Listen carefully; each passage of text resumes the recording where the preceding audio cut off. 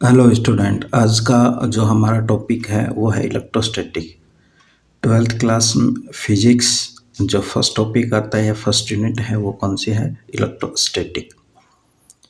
तो पहले बात ये आती है कि जो इलेक्ट्रोस्टैटिक है वो क्या है। इलेक्ट्रो देखो दो वर्ड से मिलकर बना हुआ है, एक तो आता है इलेक्ट्रो और दूसरा है स्टैटिक। इलेक्ट्रो का मतलब क्या होता है? Electric charge. और स्टैटिक का मतलब क्या होता है? At rest. जब चार्ज किसके अंदर है? रेस्ट के अंदर है, तब जब हम स्टडी करते हैं तो क्या कहलाती है ब्रांच ऑफ फिजिक्स की? इलेक्ट्रोस्टैटिक। अगर चार्ज है वो किसके अंदर हो? मोशन के अंदर हो, कांस्टेंट वेलोसिटी हो, तो मोशन है। और मोशन है तब जब चार्ज की स्टडी करेंगे तो किसके अंदर करेंगे? इलेक्ट्रिक करंट के अंदर। फिर मान लो चार्ज है वो कांस्टेंट वेलोसिटी नहीं होकर किस में है? एक्सीलरेटेड फॉर्म में है। और एक्सीलरेटेड फॉर्म है तब जब हम स्टडी करेंगे वो होगा इलेक्ट्रोमैग्नेटिक वेव के अंदर करेंगे। तो जो आज का टॉपिक है वो क्या है? इलेक्ट्रोस्टैटिक। इलेक्ट्रोस्टैटिक क्या है? The branch of physics, the branch of physics which deals with electric effect. ठीक है, किसके साथ डील्स करती है? जो इफेक्ट होता है, इलेक्ट्रिक इफेक्ट होता है कब? जब रेस्ट के ऊपर हो, चार्ज के हो, जब रेस्ट पे हो तब जो रेस्ट के ऊपर चार्ज है तब क्या क्या वो फोर्स को, फील्ड को, तो इस तरीके से जितने भी इफेक्ट होते हैं उनको एक्सपीरियंस करता है, तब क्या कहलाता है? Electrostatic. Electrostatic is the study of electric charge at rest. Electrostatic क्या है? ब्रांच है जब जब चार्ज की हम स्टडी करते हैं कब? जब चार्ज किसके ऊपर हो? रेस्ट के ऊपर हो। फिर इलेक्ट्रिक चार्ज आता है, तो electric charge of a body और particle is the property due to which it produce and experience electric and magnetic effect. Charge है वो किसी बॉडी के ऊपर भी हो सकता है और चार्ज है वो किसी पार्टिकल के ऊपर भी हो सकता है। ठीक है, जब चार्ज किसी बॉडी और पार्टिकल के ऊपर है तब वो किसी भी मैग्नेटिक फील्ड और किसी भी इलेक्ट्रिक फील्ड के अंदर जाता है। तो जैसे मान लो फोर्स है, वो क्या करेगा? उसके ऊपर एक्सपीरियंस करेगा, यानी कि वहाँ पर क्या करेगा? कुछ ना कुछ इफेक्ट शो करेगा। और जो इफेक्ट आता है, इफेक्ट एक्सपीरियंस होता है, तभी क्या होता है? वो एक चार्ज बॉडी होती है या चार्ज पार्टिकल होता है। कोई मान लो न्यूट्रल बॉडी है, उसके ऊपर कोई इफेक्ट नहीं आएगा। अगर चार्ज बॉडी होगी या फिर चार्ज पार्टिकल होगा तो वो इलेक्ट्रिक और मैग्नेटिक फील्ड में जाने के बाद बिहेवियर शो करेगा या कुछ इफेक्ट शो करेगा, तो उसी को क्या बोलेंगे? इलेक्ट्रिक और मैग्नेटिक इफेक्ट बोलते हैं। फिर बात आती है कि जो चार्ज है वो चार्ज क्या है? किसी भी बॉडी के ऊपर है, तो किसी भी बॉडी के ऊपर हमें अगर चार्ज डेवलप करना है तो क्या करें?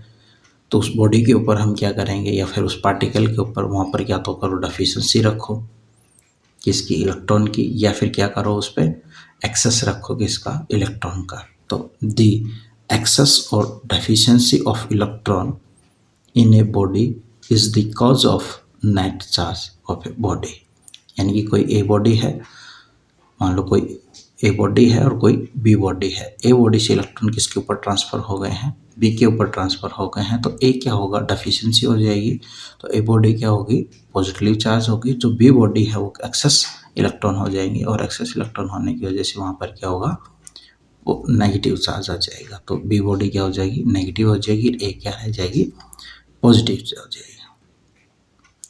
ठीक है, फिर आता है कि ऐसा यूनिट है डायमेंशन फॉर्मूला। ऐसा यूनिट ऑफ चार्ज क्या है? Ampere into second. ठीक है, तो एम्पियर इंटू सेकेंड है, उसी को क्या बोलते हैं? हम कूलम्ब्स बोलते हैं। डायमेंशन फॉर्मूला है, dimension formula of charge. Ampere का ए है और टाइम का टी लिखते हैं, तो ए टी क्या हो जाएगा? डायमेंशन फॉर्मूला ऑफ चार्ज हो जाएगा। फिर जो चार्ज है, चार्ज की कुछ स्पेसिफिक प्रॉपर्टी हैं, तो हम इसमें आगे डिस्कस कर रहे हैं, क्योंकि हमने देख लिया है कि जब चार्ज रेस्ट के अंदर हो तब जब स्टडी कर रहे हैं तो इलेक्ट्रोस्टैटिक कहलाता है। तो इलेक्ट्रिक चार्ज क्या होता है? एक्सेस और डेफिशिएंसी ऑफ इलेक्ट्रॉन क्या प्रोड्यूस करता है? चार्ज को प्रोड्यूस करता है। फिर जो चार्ज है, चार्ज की जो यूनिट है एसआई, वो क्या है? कूलम है। डायमेंशन फॉर्मूला है वो क्या है? 80 है। फिर चार्ज की स्पेसिफिक प्रॉपर्टी आती है, और चार्ज की स्पेसिफिक प्रॉपर्टी में देखेंगे हम, सबसे फर्स्ट प्रॉपर्टी है वो क्या है, charge is scalar quantity. Charge क्या है, स्केलर क्वांटिटी है, क्योंकि चार्ज है उसमें ओनली मैग्नीट्यूड होता है, डायरेक्शन नहीं होती है, तो चार्ज के पास क्या है। तो फर्स्ट जो प्रॉपर्टी स्पेसिफिक प्रॉपर्टी है, स्पेसिफिक प्रॉपर्टी में फर्स्ट आता है जो charge is a scalar quantity. Charge क्या है, स्केलर क्वांटिटी है। नेक्स्ट जो प्रॉपर्टी आती है उसमें क्या दे रखा है कि charge of two type. Charge अब कितने टाइप के हैं, दो टाइप के। कौन से, एक तो पॉजिटिव चार्ज और एक नेगेटिव चार्ज। तो हमने बात की थी कि कोई भी एक बॉडी से दूसरी बॉडी के ऊपर अगर इलेक्ट्रॉन जा रहे हैं तो जहाँ पर कमी होगी उसके ऊपर क्या होगा, पॉजिटिव चार्ज आ जाएगा, और जहाँ एक्सेस होगा तो वहाँ पर क्या हो जाएगा, नेगेटिव चार्ज आ जाएगा। तो जो पॉजिटिव चार्ज है वो क्या है, डेफिशिएंसी ऑफ इलेक्ट्रॉन। जो इलेक्ट्रॉन की डेफिशिएंसी है तो क्या हो लाएगा, वो पॉजिटिव चार्ज कहलाएगा। और जहाँ पर एक्सेस अमाउंट पे हो जाएगा, excess of electron as compare to proton, तो वहाँ पर क्या हो जाएगा, नेगेटिव चार्ज हो जाएगा। देखिए यहाँ पर एक बार देखने की बात है कि आपने एटम की स्ट्रक्चर देखी होगी, तो आप भी देखेंगे कि इसमें सिर्फ इलेक्ट्रॉन ही क्यों जाता है, प्रोटॉन क्यों नहीं जा सकता है। क्योंकि किसी भी एटम के अंदर जो न्यूक्लियस है, न्यूक्लियस के अंदर क्या होता है, प्रोटॉन होता है, और वहाँ पर उसके बाहर जो रिवॉल्व करता है वो क्या करता है, इलेक्ट्रॉन। अगर प्रोटॉन का नंबर चेंज होता है या फिर प्रोटॉन मूव करता है, पहली बात तो ऐसा होगा नहीं, क्योंकि कोई भी एक एटम है, तो एटम है तो उनके अंदर जो स्ट्रॉन्ग न्यूक्लियर फोर्स है क्या होता है कि जो न्यूट्रॉन है और प्रोटॉन है वो बाइंड रहते हैं, तो इतनी एनर्जी हम एटम को दे नहीं पाते। हाँ, अगर मान लो थियोरेटिकली देखते भी हैं कि अगर उसको इतनी एनर्जी दे दी तो फिर वो जो पर्टिकुलर एटम है वो एटम नहीं रहेगा, सेकंड एटम का फॉर्मेशन कर देगा। ऐसा हम रेडियो एक्टिव एलिमेंट के अंदर देखते हैं कि वहाँ पर जो प्रोटॉन है अगर वो बाहर आ जाता है तो क्या होगा, वहाँ पर जो एटम है वो क्या हो जाएगा, चेंज हो जाता है, पर्टिकुलर एटम नहीं रहता है।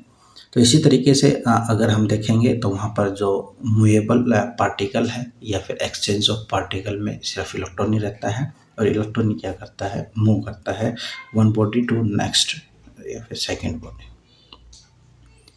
अगर चार्ज है वो जैसे मान लो ए बॉडी है और ए बॉडी से दूसरी बॉडी पे जहाँ पर कमी है वो पॉजिटिवली, और जहाँ पर एक्सेस हो जाएगा वो क्या हो जाएगा, नेगेटिव चार्ज हो जाएगा। जहाँ पर कमी है वो या फिर जहाँ एक्सेस है वो, तो देखो कि क्या है कि एक बॉडी से दूसरी बॉडी के ऊपर चार्ज क्या हुआ है, ट्रांसफ़र हुआ है। तो चार्ज की थर्ड जो प्रॉपर्टी आती है, चार्ज इज ट्रांसफॉर्मेबल। चार्ज है वो एक बॉडी से नेक्स्ट बॉडी के ऊपर क्या हो सकता है, ट्रांसफ़र हो सकता है। देखो फोर्थ प्रॉपर्टी आई है, तो फोर्थ प्रॉपर्टी में देखो इसमें क्या दिखा रखा है कि charge is always associated with mass.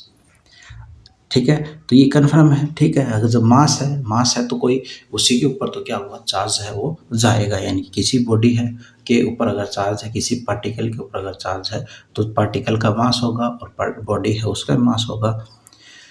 Charge can not exist without mass, through the mass can exist without charge. ठीक है, कोई न्यूट्रल बॉडी हो सकती है तो उसका मास है, तो मास है वो विदाउट चार्ज हो सकता है, और जो चार्ज है वो विदाउट मास नहीं हो सकता है, क्योंकि इलेक्ट्रॉन है वो किसी पर्टिकुलर बॉडी के ऊपर तो ट्रांसफर हो रहा है और बॉडी है तो उसका मास होगा। Charge is always associated with mass, that is charge can not exist without mass, though the mass can exist without charge. ठीक है, ये पॉइंट आपको शायद क्लियर हो गया होगा। नेक्स्ट पॉइंट आता है, नेक्स्ट पॉइंट आता है कि चार्ज इज कंजर्व्ड। जो नेक्स्ट प्रॉपर्टी आती है कि जो चार्ज की स्पेसिफिक प्रॉपर्टी हम पढ़ रहे हैं, तो जैसे चार्ज स्केलर क्वांटिटी है, चार्ज है वो टू टाइप का है, और चार्ज है वो ट्रांसफॉर्मेबल है। तो नेक्स्ट आता है कि चार्ज इज कंजर्व्ड है। क्या आता है कि जो चार्ज है वो कंजर्व्ड है। देखिए इस प्रॉपर्टी को देखिए हम पढ़ते हैं कि charge is conserved in an isolated system. Isolated system का है कि वो पर्टिकुलर जो बॉडी है वो किसी अदर बॉडी के साथ कनेक्टेड नहीं है किसी भी फॉर्म में, तो जो टोटल चार्ज है वो रिमेन कांस्टेंट रहता है।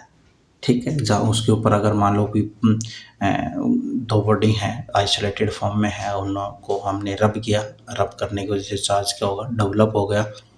तो एक के ऊपर क्या चला जाएगा, पॉजिटिव चार्ज चला जाएगा, दूसरे के ऊपर क्या जाएगा, नेगेटिव चार्ज चला जाएगा। तो पॉजिटिव और नेगेटिव चार्ज है दोनों ही क्या रहेंगे, अगर ऐड करेंगे तो टोटल चार्ज, अगर न्यूट्रल बॉडी पहले थी तो बाद में भी क्या हो जाएगा, टोटल चार्ज है वो कितना आ जाएगा, जीरो आ जाएगा आइसोलेटेड के लिए। ठीक है। तो इसमें लिख रखा है कि जो चार्ज है, charge an isolated system the total charge remain constant, charge can neither be created और नॉर बी डिस्ट्रैक्टेड। ठीक है, ट्रांसफ़र कर सकते हैं, ठीक है, क्रिएट नहीं कर, ऐसा नहीं है कि किसी बॉडी है सिर्फ उस पर पॉजिटिव चार्ज आ गया हो और सिर्फ उस पर क्या आ गया हो, नेगेटिव चार्ज आ गया हो, ऐसा नहीं हो सकता है। ठीक है, दोनों ही अपोजिट वे में रहते हैं कि एक के ऊपर पॉजिटिव है तो दूसरे के ऊपर नेगेटिव है। ठीक है, तो चार्ज है, चार्ज वो क्या रखता है, हमेशा कंजर्व नेचर को फॉर्म करता। ठीक है, अगला दे रखा है चार्ज इनवेरिएंट। ठीक है, जो चार्ज है वो क्या है, charge is dependent of a frame of reference but mass of body depend on speed. ठीक है, तो ये फ्रेम ऑफ रेफरेंस पे क्या करता है, चार्ज डिपेंड करता है, स्पीड पे डिपेंड नहीं करता है। तो चार्ज है वो क्या है, इनवेरिएंट है।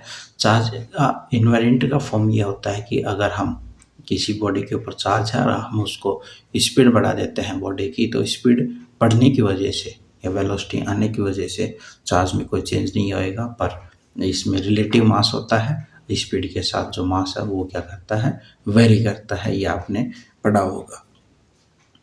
तो कुछ जो हमारी स्पेसिफिक प्रॉपर्टी थी इनमें ये देखा कि हमने जो चार्ज है वो स्केलर क्वांटिटी होता है, वो चार्ज टू टाइप के होते हैं, पॉजिटिव और negative. Charge is transformable, charge क्या करता है, ट्रांसफर एक बॉडी से दूसरी बॉडी के ऊपर है। Charge is always associated with मास, जो चार्ज है वो किसके साथ एसोसिएटेड रहेगा, मास के साथ रहेगा। दूसरा दे रखा है कि जो चार्ज है वो कंजर्व रहता है, मान लो किसी भी सिस्टम के अंदर पॉजिटिव नेगेटिव फॉर्म में हो सकते हैं, पर जो टोटल है वो हमेशा क्या रहेगा, कांस्टेंट रहेगा।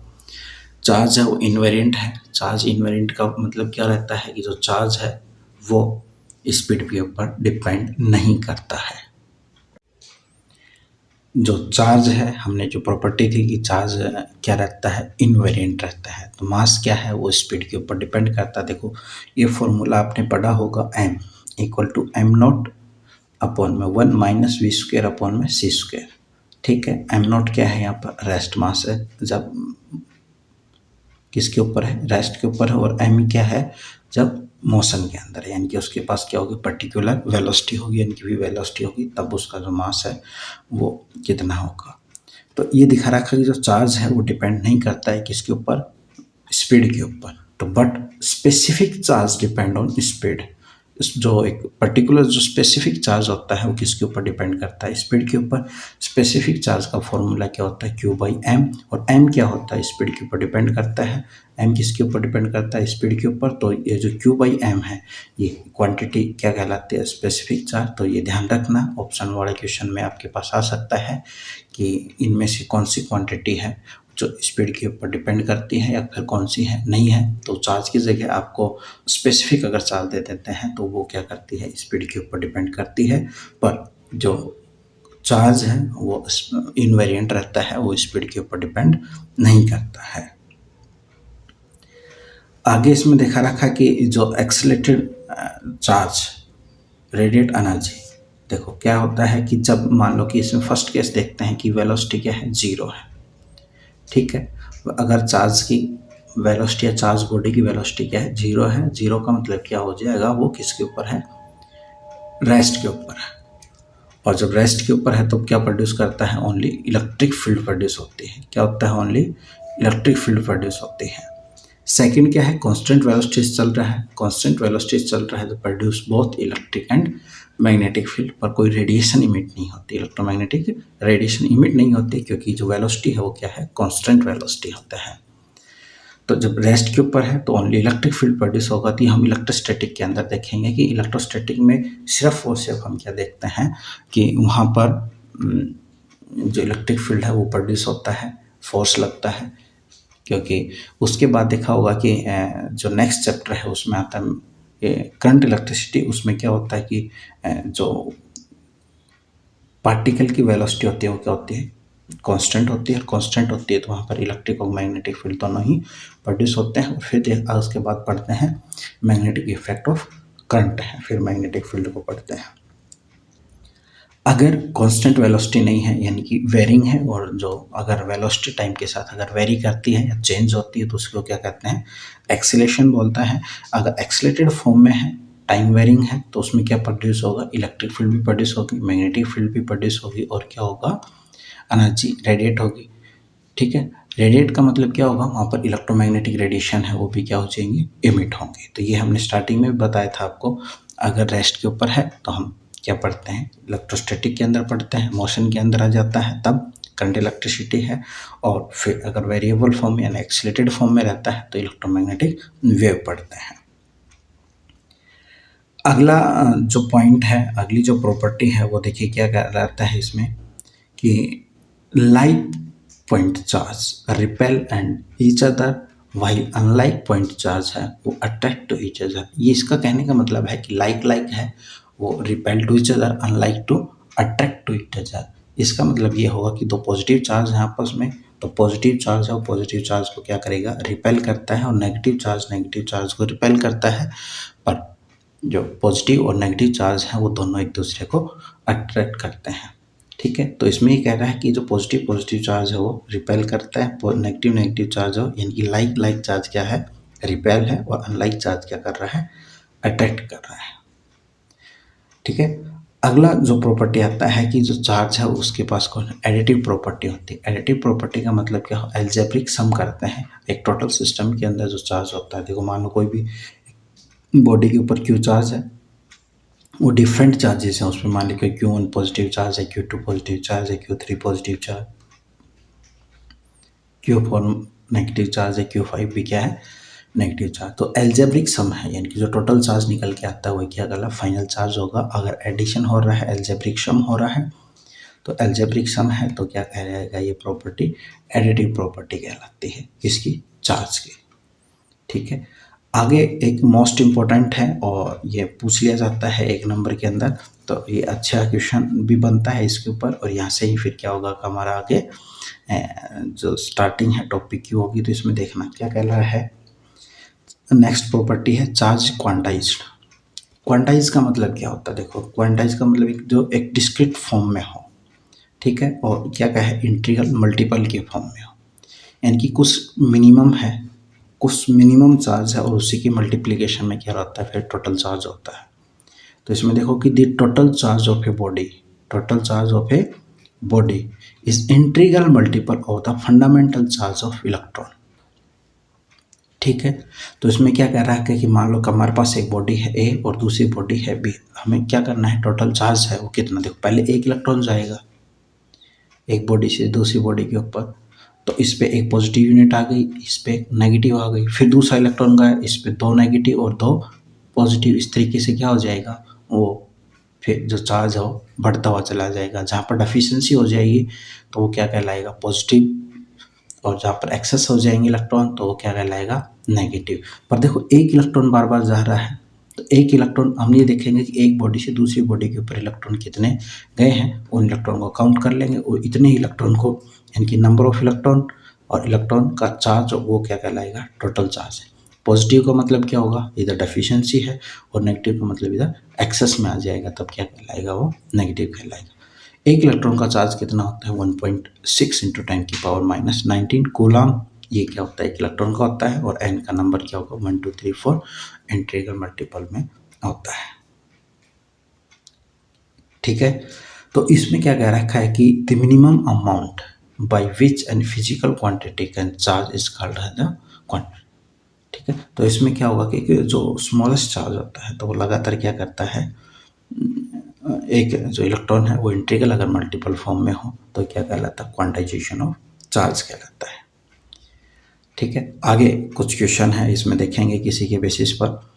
व्हेन ए पीस ऑफ, ठीक है, पॉलीथीन है तो उसको रब कर देंगे उलन के साथ, तो चार्ज इतना डेवलप हो गया है किसके ऊपर, पॉलीथीन के ऊपर। तो हमें ये बताना है कि अमाउंट ऑफ मास कितना ट्रांसफ़र हुआ है।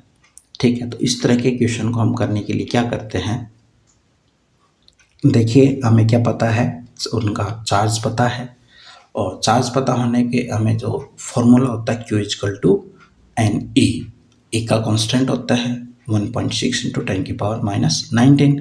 तो इस तरीके से हम क्या निकाल लेंगे, नंबर ऑफ इलेक्ट्रॉन निकाल लेंगे, और फिर एक इलेक्ट्रॉन का मास हमें पता है, और जब एक का पता हो तो कितने इलेक्ट्रॉन गए हैं तो इतना मास क्या हो जाएगी, वहाँ पर कमी हो जाएगी। देखो क्या लिखा रखा है कि जो नंबर ऑफ इलेक्ट्रॉन निकालेंगे, number of electron charge upon में इलेक्ट्रॉन का चार्ज। ये चार्ज दे रखा है, हमने इलेक्ट्रॉन के चार्ज से डिवाइड किया तो ये कितना आ गया, ये आ गया। तो देखो इसमें क्या आएगा 2 × 10⁻⁷, ठीक है, और अपॉन में क्या आएगा 1.6 × 10⁻⁹, ठीक है। तो इसमें क्या जाएगा 1.25 × 10⁻12। तो ये क्या आ जाएगा यहाँ पर, ये माइनस में है 7 और ये 19 ऊपर जाएगा तो ये किस में हो जाएगा, प्लस में हो जाएगा। तो ये माइनस का 7 किस में आ जाएगा, ये आ जाएगा, कटने के बाद ये आ जाएगा, ठीक है। तो हमारे पास ओवरऑल क्या आ गया, नंबर ऑफ इलेक्ट्रॉन आ गए। मान लो ए बॉडी इधर है और बी बॉडी इधर है, ए बॉडी से बी बॉडी के ऊपर इलेक्ट्रॉन गए हैं तो इलेक्ट्रॉन इसके ऊपर गए हैं और इलेक्ट्रॉन इसके ऊपर गए हैं, तो इसके ऊपर कितना मास ट्रांसफर हुआ है तो वो हम देखेंगे। तो नंबर ऑफ निकाल लिया, एक इलेक्ट्रॉन का मास ये नंबर है, नंबर के साथ हम क्या करेंगे, एक इलेक्ट्रॉन के मास से मल्टीप्लाई कर देंगे।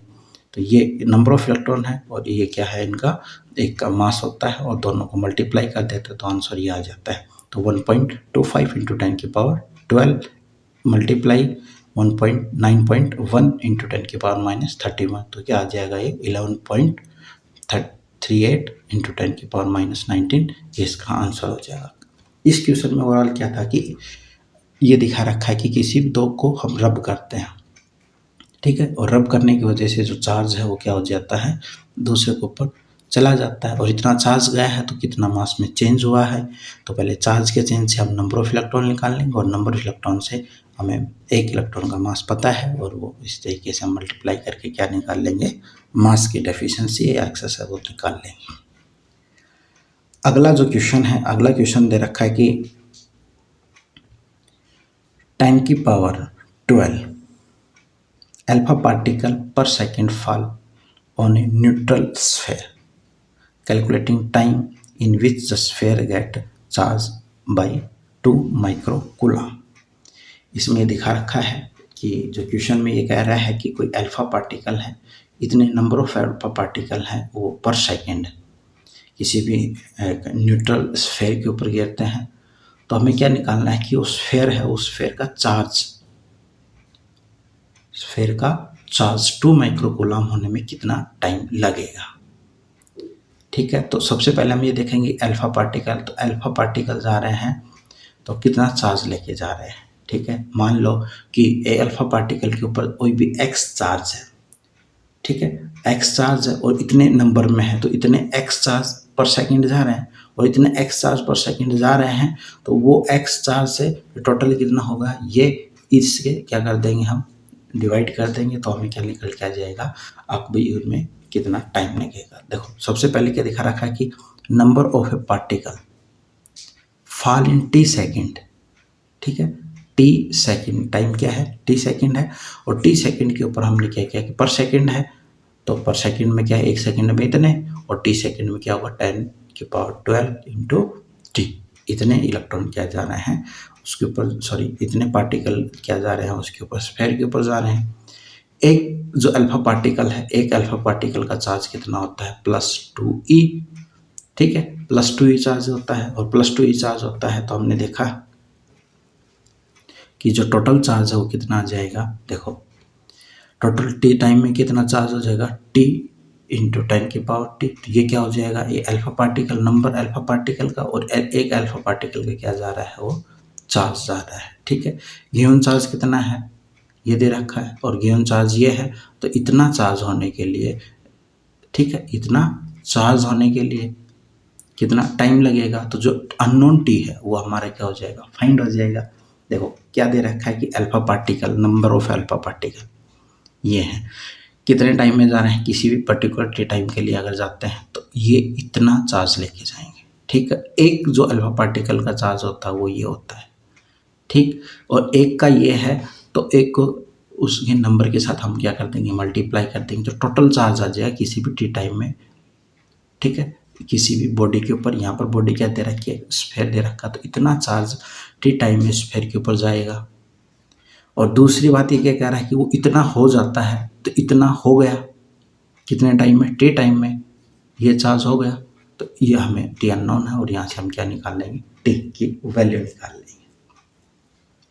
आगे दे रखा है कि कंडक्टर ए मटीरियल, ठीक है, कंडक्टर और इंसुलेटर, इसमें क्या देखा, कंडक्टर क्या देखा, मटीरियल इन विच, ठीक है, a material in which the out electron of each atom और मॉलिक्यूल आर वीकली बाउंडेड।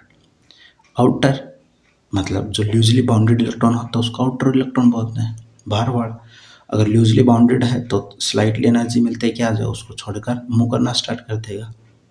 और जब चार्ज पार्टिकल मोशन में आ जाता है तो फिर वो क्या हो जाएगा, करंट को पास कर सकता है, और करंट पास कर सकता है तो क्या कहलाता है, कंडक्टर कहलाता है।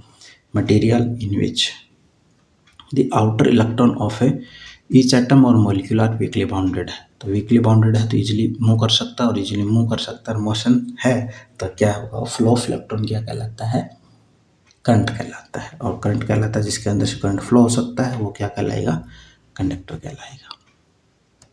नेक्स्ट है इंसुलेटर। इंसुलेटर क्या है, मटेरियल इन विच, क्या है, material in which all the electron are tightly bounded to their respective atom और मॉलिक्यूल। जो आउटर इलेक्ट्रॉन है वो टाइटली बाउंडेड है तो उसको हायर अमाउंट ऑफ एनर्जी की जरूरत पड़ेगी, और हायर अमाउंट ऑफ एनर्जी मिल नहीं पाती है, और तो उसमें चार्ज पार्टिकल फ्री मूव नहीं कर सकते हैं, और चार्ज पार्टिकल फ्री मूव नहीं कर सकते हैं तो उसके अगर फ्लो ऑफ चार्ज हो नहीं सकता है तो वो करंट को पास नहीं करेंगे, और करंट पास नहीं करेंगे तो क्या कहलाता है, वो इंसुलेटर। कंडक्टर और इंसुलेटर। यहाँ तक हमने पढ़ा था कि जो चार्ज है, चार्ज की प्रॉपर्टी पढ़ी थी, ठीक है। फिर आगे दे रखा है कि जो एक बॉडी है तो दूसरी बॉडी से हम चार्ज कैसे कर सकते हैं, यानी कि मेथड ऑफ चार्जिंग। क्या करना है, मेथड ऑफ चार्जिंग। तो सबसे पहले देखो क्या है, फ्रिक्शन, यानी कि किसी भी दो बॉडी को लेंगे और उसको क्या करेंगे, रब करेंगे तो एक के ऊपर क्या हो जाएगा, इलेक्ट्रॉन दूसरी बॉडी के ऊपर चला जाएगा, तो जहाँ पर गया है जहाँ से तो वहाँ पर पॉजिटिव यानी कि डेफिशिएंसी, और जहाँ एक्सेस हो गया वो उसके ऊपर नेगेटिव। देखो जो चार्जिंग का मेथड है, मेथड ऑफ चार्जिंग, तो फर्स्ट क्या आंसर, फ्रिक्शन। फ्रिक्शन में क्या आएगा, if we rub one body with another, तो इलेक्ट्रॉन क्या आएगा, transferred from one body to another body, तो उसमें क्या कहलाएगा, वो चार्ज बॉडी हो जाएंगी दोनों। तो जहाँ इसमें पॉजिटिव चार्ज आ जाएगा, नेगेटिव। कुछ एग्जांपल है, ग्लास रॉड को जब सिल्क क्लॉथ के साथ अगर हम रब करते हैं तो ग्लास रॉड के ऊपर क्या आता है, पॉजिटिव चार्ज आता है, और नेगेटिव चार्ज किसके ऊपर आता है, सिल्क क्लॉथ के ऊपर आता है। ड्राई हेयर है, ड्राई हेयर के ऊपर हम क्या करते हैं, कोलम को रब करते हैं, कॉम को रब करते हैं, तो जो ड्राई है तो ड्राई एयर है तो इसके ऊपर क्या आ जाता है, पॉजिटिव चार्ज आता है, और इसके ऊपर कितना आ जाता है, नेगेटिव चार्ज आ जाता है, इसके कॉम के ऊपर, ठीक है। तो ये क्या कहलाता है, तो इसमें जो हमने पढ़ रहे थे कि जी method of charging, method of charging में हमने एक मेथड ये पढ़ा है कि जो फ्रिक्शन होता है, और जो सेकंड मेथड है वो क्या है, इलेक्ट्रोस्टैटिक इंडक्शन। देखो इंडक्शन की वजह से क्या होता है कि बॉडी के ऊपर चार्ज, या फिर जो न्यूट्रल बॉडी है वो क्या होती है, चार्ज बॉडी हो जाती है। देखिए कैसे,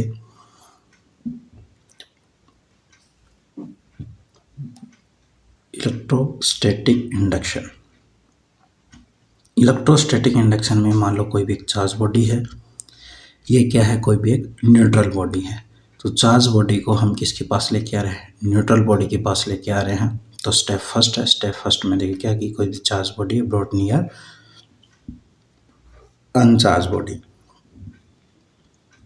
इसके ऊपर पहले चार्ज क्या है, Q इक्वल टू 0, न्यूट्रल है, कोई पॉजिटिव चार्ज है, ये लेके आएंगे तो पॉजिटिव पॉजिटिव क्या करेगा, रिपेल करेगा, पॉजिटिव नेगेटिव अट्रैक्ट करेगा, तो इधर नियर साइड में क्या हो जाएगा, नेगेटिव चार्ज, और इधर क्या हो जाएगा, पॉजिटिव चार्ज एग्रीगेट हो जाएगा, ठीक है। फिर हमने सेकंड स्टेप में क्या किया कि जो अनचार्ज बॉडी है उसको किससे कनेक्ट कर दिया, अर्थिंग कर दी, तो इधर का जो पॉजिटिव चार्ज है वो किसके अंदर चला गया, अर्थिंग की वजह से ख़त्म हो गया, न्यूट्रल हो गया, और न्यूट्रल हो गया। फिर हम जो थर्ड स्टेप है उसमें क्या करेंगे, जो अनचार्ज बॉडी है उसको क्या कर देंगे, डिसकनेक्टेड फ्रॉम अर्थ। ये जो अर्थिंग की थी, अर्थिंग हमने क्या कर दी, हटा दी। अर्थिंग का पर्पज़ क्या था कि जो इधर जो पॉजिटिव चार्ज है जो इकट्ठा हुआ है वो कब चला गया, अर्थ के अंदर चला गया। अब हम इसको क्या कहते हैं, पॉजिटिव चार्ज को अर्थिंग के थ्रू हटा दिया, फिर हमने अर्थिंग भी हटा दी, और अर्थिंग हटाने उसके बाद हमने क्या किया कि जो चार्ज बॉडी है तो उसको भी हमने क्या कर दिया, रिमूव कर दिया। रिमूव करने के बाद ठीक है, चार्ज बॉडी है उसको हमने क्या कर दिया, रिमूव कर दिया। इधर जो न्यूट्रल बॉडी थी, जो नेगेटिव चार्ज एक कॉर्नर पे था, अब क्या स्कैटर्ड फॉर्म में आ गया, पूरी बॉडी के ऊपर क्या होगा, फैल गया है। तो जो पहले न्यूट्रल बॉडी थी अब वो क्या हो गई है, नेगेटिव बॉडी हो गई है। ठीक है। मेथड ऑफ चार्जिंग में हमने फर्स्ट फ्रिक्शन था और दूसरा क्या पढ़ा है, ये इलेक्ट्रोस्टैटिक इंडक्शन पढ़ा है। इंडक्शन का मतलब यही है कि यानी कि पहले को पास लाओ, पास ला के टच नहीं किया है। देखो यहाँ पर भी बॉडी को क्या नहीं किया है, टच नहीं किया है, यहाँ पर भी कहीं पर भी बॉडी को टच नहीं किया है, सिर्फ पास लाकर जो न्यूट्रल बॉडी थी उसके अंदर चार्ज को इंड्यूस किया है। और इधर देखो पॉजिटिव नेगेटिव दोनों बराबर थे, अगर हटा देते तो बाद में क्या हो जाता है, न्यूट्रल हो जाता। तो हमने एक साइड से अर्थिंग कर क्या किया है कि जो पॉजिटिव चार्ज है उसको क्या कर लिया था, रिमूव कर दिया था। तो क्या बच गया, सिर्फ उसके ऊपर नेगेटिव चार्ज बच गया। तो विदाउट कॉन्टैक्ट अगर किसी बॉडी पे अगर चार्ज डेवलप करता है तो उसको क्या कहते हैं, इंडक्शन कहलाता है। तो ये क्या कहलाता है, इलेक्ट्रोस्टैटिक इंडक्शन। अगला आता है इसके ऊपर कंडक्शन। कंडक्शन का सीधा सा मतलब है कि जो न्यूट्रल बॉडी है उसको किसी चार्ज बॉडी से कनेक्ट कर दो और कनेक्ट करने के बाद क्या कर दो, हटाएंगे तो उसके ऊपर क्या आ जाएगा, चार्ज आ जाएगा। कंडक्शन में क्या था, process of transfer of charge by contact of two conducting body is known as, क्या कहता है, कंडक्शन कहलाएगा। कंडक्शन का मतलब है कोई भी एक बॉडी है किसी दूसरी बॉडी के साथ टच करो, टच करने के बाद हम उससे क्या कर लेंगे, हटा देंगे। तो जो एक न्यूट्रल है उसके ऊपर क्या चला जाएगा, चार्ज बॉडी से चार्ज आ जाएगा। ठीक है।